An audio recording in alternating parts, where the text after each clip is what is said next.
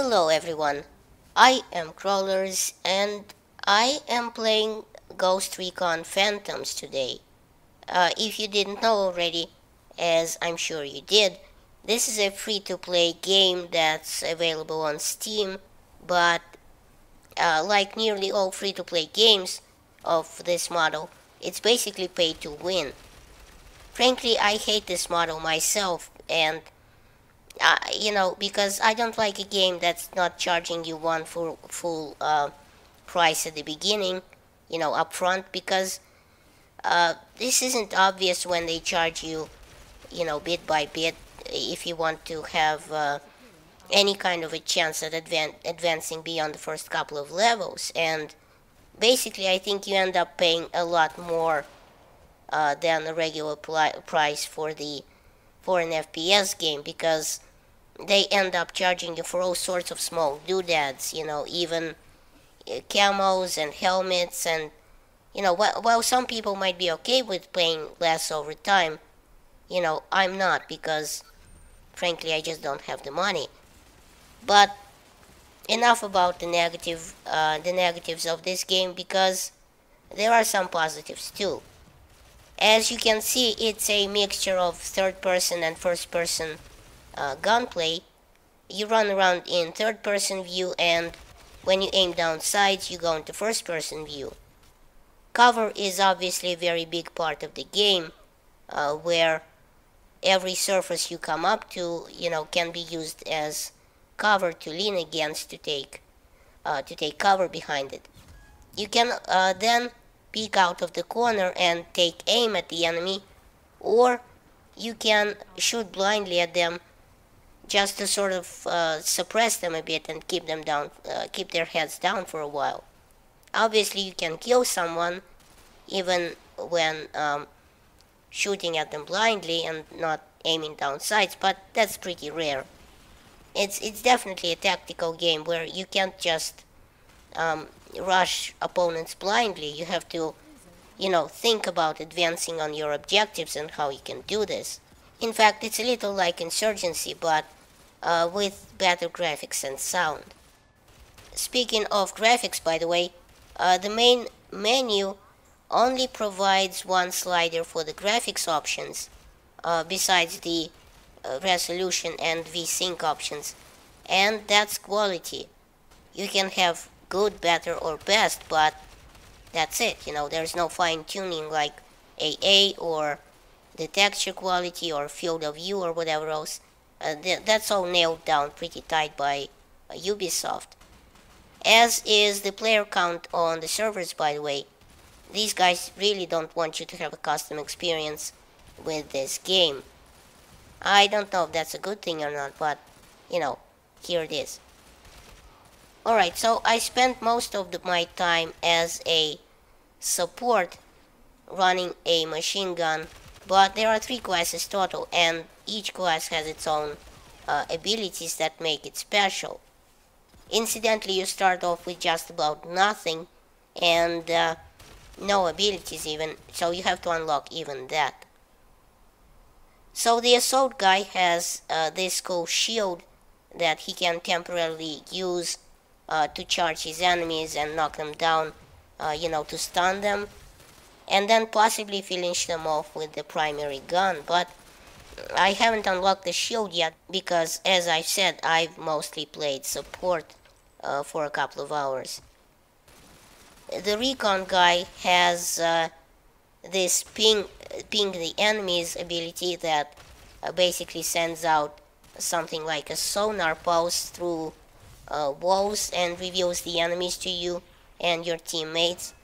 But that's actually not that uber of an ability that you think it is. It only travels outwards in layers, so it doesn't really light everyone up at once, all the enemies.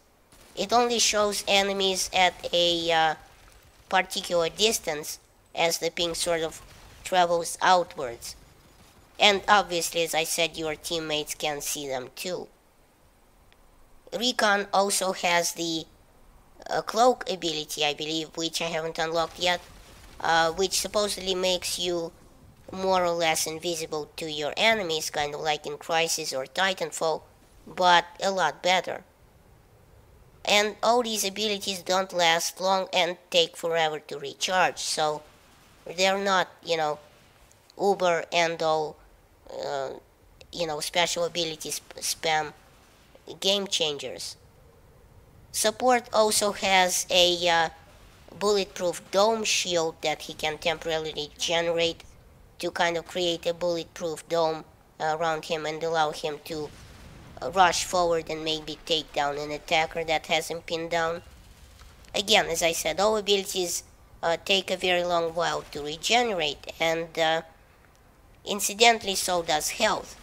So if you're hit, you better stay in cover and for a long time and let yourself regenerate a little bit. Having said all this, there's a few things I've noticed as I played my first couple of rounds, but keep in mind these are my own observations, and obviously they can be wrong because I only played a couple of hours so far. Now, as far as I can tell, you cannot change classes once you are in game, which is annoying to say the least. You can change weapons for that particular class in the loadout screen, but you cannot change classes. Also, as far as I can tell, you can't reload on the run or pick up kits from other players, which is a little sad. I'd like to have seen the reloading while running at least. The movements that the character does are pretty cool, like take cover, slide forward, do a tactical roll to the side when prone. These are all very cool looking, and sometimes they even give you a tactical advantage if you use them right. The hit markers must be mentioned because they aren't what I'm accustomed to, from Battlefield and other FPS games. The X that appears when you aim down sight is not actually a hit marker. It appears whenever you move the sight or fire a weapon. Basically, it's like a hipfire reticle that, shows you the idle aiming spread. It increases when you move and disappears when you don't. So, similar story with the sniper rifle. When you scope in, it will sway a little bit and then stop and, be nice and still by itself. You don't have to breathe in to stabilize it. But the scope sway, depending on your gun's or character's movement, will, move a little bit as you move, even as you fire. One more thing that I've noticed, at least for myself, is that the pistols are more or less useless. They seriously need to buff the damage, because as it is, I wasn't able to kill anyone with the pistols, and I've tried a few times. They also look a bit weird, like they're floating midair when aiming down sights.